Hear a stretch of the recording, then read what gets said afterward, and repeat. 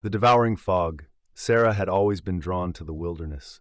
She was 25, a year out of college, and after working a string of uninspiring jobs, she'd saved just enough to take a break and attempt a lifelong dream, hiking the Appalachian Trail. She was alone, but the solitude didn't bother her. If anything, she craved it. By her third week, she felt more comfortable in the rhythm of her days. She had adjusted to the early sunrises and the cool nights, the quiet forests and the winding trails, the steady, grounding repetition of footstep after footstep. But on the morning of her 23rd day, Sarah saw something unusual in the distance. It was barely visible, a strange, wispy fog that seemed to float, undisturbed by the gentle breeze. Her first instinct was to turn back and avoid it, but curiosity kept her going. Besides, fog was common in the mountains, wasn't it? Maybe it was nothing at all. She had taken only a few more steps when she stopped again. The fog wasn't drifting or dissipating. It remained stationary in the distance, and she couldn't help but notice something unnerving. The trees within its reach either glowed with vibrancy, as if in full bloom, or looked gnarled and dead. The fog was moving, she realized, but only just enough to advance. Each plant it touched seemed to react, either bursting with new buds and leaves, or turning brittle and gray. Strange, she murmured, more to herself than anything. She was used to nature's oddities, but this felt different. Deciding to continue on, she took a few steadying breaths. As she hiked, she kept glancing back, but the fog seemed to be moving further into the forest, away from the trail. She felt a flicker of relief, until later that afternoon. While stopping to eat her lunch, she heard the light crunch of footsteps. Sarah looked up to see a young couple approaching, their faces friendly, their packs large and loaded. "Hey there!" the man called out, a wide grin on his face. His partner gave a friendly wave. "Hi!" Sarah called back, grateful for the company. They exchanged brief introductions. Their names were David and Marie, both experienced hikers on a 3-week leg of the trail. David's face was sunburnt and crinkled with a deep tan. Marie looked a bit younger, maybe in her early 20s, with long brown hair and a soft, relaxed smile. They shared stories, joked about campfire meals, and even talked about the weather. Sarah didn't mention the fog. She wasn't sure how to describe it without sounding foolish. They were just 3 people crossing paths on a long trail, an easy, pleasant encounter. As they left, waving over their shoulders, David called out, "See you on the trail!" And for the rest of the day, Sarah felt the warmth of human connection following her. But that evening, as the shadows lengthened and the night crept in, Sarah couldn't shake the feeling of being watched. It was as though something in the woods was hiding just out of sight, observing her with an intensity she could almost feel. The fog hadn't come closer. Still, she felt uneasy. The following morning, she began her hike early, hoping to reach a sheltered valley she'd read about. The sun was just cresting the horizon when she saw it again. The fog. It hung over the trail like an unmoving curtain, gray and thick, swirling ever so slightly. Sarah's pulse quickened. There was something off about the way it floated, the way it seemed to wait for her. This time, though, she had no choice but to walk through it. She held her breath and stepped forward, pushing herself into its damp, eerie embrace. The world within the fog was silent and cold, as though time had stopped entirely. Her skin tingled as she passed through it, every step an effort. When she emerged, she glanced back, half expecting to see some creature lurking there, but the fog had receded back into the forest. Relieved, she pushed on, but a few hours later she stumbled upon something that made her stop dead in her tracks. A man sat slumped against a rock by the trail. His face was young, almost too young, with smooth skin and wide, frightened eyes. She would have thought he was a teenager if not for the clothes. It was David. "David?" she whispered, her voice trembling. He looked up at her, and the fear in his eyes was unmistakable. "Sarah?" he asked, his voice quivering. "What happened to me?" "What do you mean?" she asked, though the question felt ridiculous. He looked younger, impossibly younger, like someone who had aged backward. "Marie," he said, his voice catching. She's. Sarah looked around.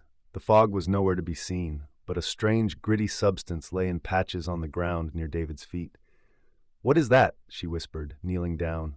She reached out to touch it, her fingers brushing the substance, and recoiled. It was ash, but with a strange texture, almost like dust. He shook his head. "We were walking through the fog this morning," he whispered. "I didn't think anything of it, but as we walked, I felt lighter, younger. Marie," she started coughing, saying she felt like something was pressing down on her chest. His voice cracked. And then she was gone. She just turned to dust. Sarah felt a cold fear claw at her chest. "It's the fog," she said softly. "It did something to you, made you younger." "But why?" He shook his head. "I don't know. All I know is that Marie's gone. She was right beside me, and then she just vanished." The ash. Sarah looked at the dust again, feeling a rising nausea. She needed to get out of there. She couldn't be sure what was happening, but something told her that if she stayed, the same fate could await her. "Come on," she said, gripping David's arm. "We need to move. Maybe we can find someone who can help us." David followed, his face pale, and they trekked through the dense forest, moving as fast as they could. All the while, Sarah's mind raced. What was the fog? How did it age David backward? And why had Marie perished? The next day, Sarah awoke to find David missing. She called his name, her voice echoing through the forest, but there was no response. Just silence. She searched the nearby area and soon found him near a stream, gazing at his own reflection. When he looked up, his face was even younger than before. He couldn't have been more than 14. "David?" she said cautiously. He looked at her, eyes wide with terror. "It's happening again, isn't it?" Sarah nodded slowly, afraid of what would happen next. They continued hiking, but David's pace slowed with each passing hour. He seemed dazed, his mind slipping into a fog of its own. By the time they reached a clearing, he looked like a child, barely 9 years old. And then, without warning, he began to fade, his form growing translucent until he was nothing but a shadow. Moments later, there was only a faint shimmer in the air where he'd stood, as if he had evaporated. Sarah stumbled back, the reality of her situation settling over her. Whatever the fog touched, it changed, either to vibrant life or to dust and decay. It could age or reverse age. It could take life or give it in twisted ways. She was alone again, and now the silence of the forest felt different, more menacing. Every rustle of leaves made her jump. She knew the fog was nearby, waiting. It wasn't random. It was something living, something that chose when and who to affect. Desperation fueled her as she hurried down the trail, barely stopping to eat or rest. Every so often she would catch glimpses of the fog moving through the trees, following her. Finally, she came upon a narrow path leading off the main trail. It was overgrown, barely visible, but something about it called to her. She took it, her feet carrying her faster, as though she were fleeing from the shadows themselves. The path led her to a small clearing, where an ancient, twisted tree stood at its center. The fog had gathered around it, swirling like a storm. She hesitated, her heart pounding, but something compelled her to step closer. As she did, she felt an intense energy radiate from the tree, a strange, timeless force. She realized the fog wasn't just fog. It was something alive, connected to the tree, feeding on life to preserve itself. The blooms and deaths it caused, the strange changes it made, were sacrifices to keep it sustained. She took a shaky breath and stepped back, knowing she needed to leave before it noticed her presence. But as she turned to go, a figure stepped out of the fog. It was Marie, or rather, it looked like Marie, but her eyes were hollow, her skin ashen, her expression blank. "Sarah," the figure whispered, her voice hollow and cold. "Stay." Sarah felt rooted to the spot, unable to move. "Stay with us," Marie's voice echoed, chilling her to the bone. But as Sarah met those empty eyes, she felt a surge of determination. She would not become like Marie, not trapped here, feeding the fog.